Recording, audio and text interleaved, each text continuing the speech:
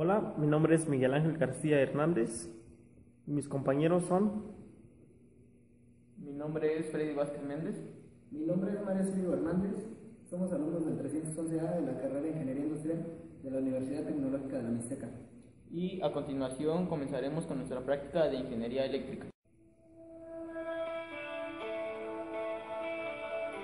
El teorema de superposición se puede utilizar en circuitos eléctricos lineales, es decir, únicamente formado por componentes lineales. El teorema de superposición nos ayuda a encontrar valores de voltaje en una posición de un circuito que tiene más de una fuente de voltaje, valores de corriente en un circuito con más de una fuente de corriente.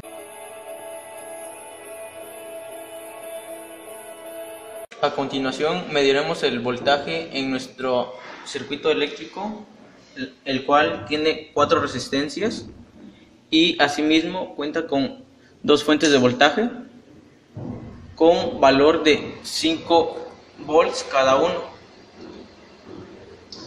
Para nuestra resistencia número 1 mediremos el voltaje, el cual nos marca 0.525 volts para nuestra resistencia con un valor de 1.8 kilo ohms. Para nuestra resistencia número 2 con un valor de 15 kilo ohms nos marca un resultado de 4.535 volts. Para nuestra resistencia número 3 con un valor de 82 kilo ohms nos arroja un resultado de menos 0.586 volts. Aquí vemos que nos muestra un signo negativo. Eso se debe a que como la resistencia ya se encuentra en un circuito eléctrico, ya posee polaridad. Como podemos observar, si lo medimos adecuadamente, nos arroja un resultado positivo de 0.589 volts. Y finalmente, en nuestra resistencia número 3, con un valor de 2.7 kilo ohms, nos arroja un resultado de 0.059 volts. Continuaremos a medir corriente en nuestro circuito.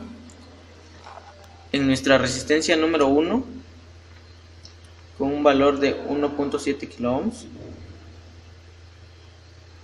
observamos que nos da un valor de 294.3 miliamperes.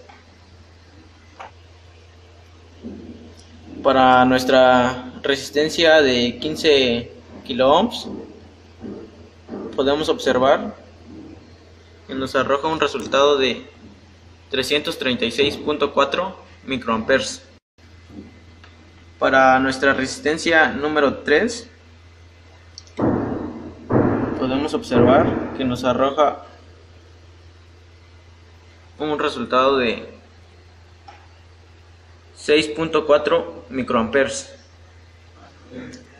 Y para nuestra resistencia número 4 podemos observar que nos arroja un resultado de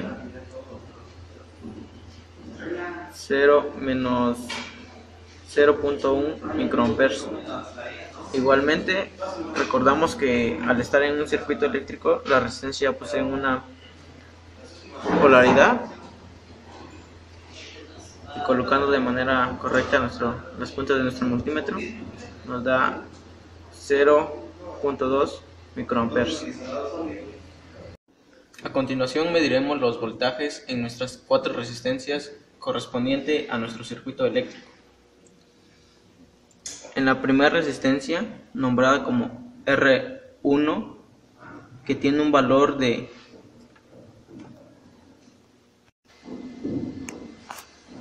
1.8 kilo ohms, en la cual fluye un voltaje de 0.525 volts. Ahora mediremos el voltaje en nuestra resistencia número 2 con un valor de 15 kilo ohms, en la que fluye un voltaje de 4.535 volts. Continuando con nuestra resistencia número 3, que tiene un valor de 82 kilo ohms, la cual tiene un valor de 0.584 volts. Y finalmente nuestra resistencia número 4, que tiene un valor de 2.7 kilo ohms, la cual nos arroja un resultado de 0.059 volts. Con esto concluimos la parte experimental de nuestra práctica. A continuación vamos a hacer la simulación de nuestro circuito en tina para medir lo que es la corriente y los voltajes de cada una de las resistencias, contando con nuestras dos fuentes de voltaje.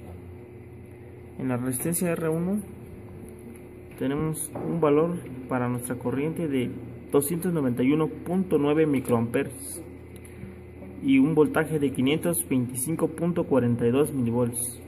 Para la resistencia R2 tenemos una corriente de 298.31 microamperes y un voltaje de 4.47 volts. Para la resistencia R3 tenemos una corriente de menos 6.41 microamperes y un voltaje de menos 525.42 milivolts. Finalmente, para la resistencia R4 tenemos una corriente de 0 amperes y un voltaje de 0 volts.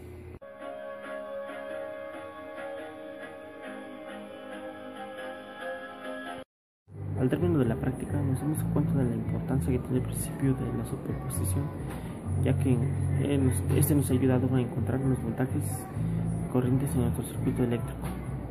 Además de darnos cuenta que la suma de los voltajes, si se utilizan dos o más fuentes, es igual a la suma si se apaga una más la suma si se apaga la otra y viceversa.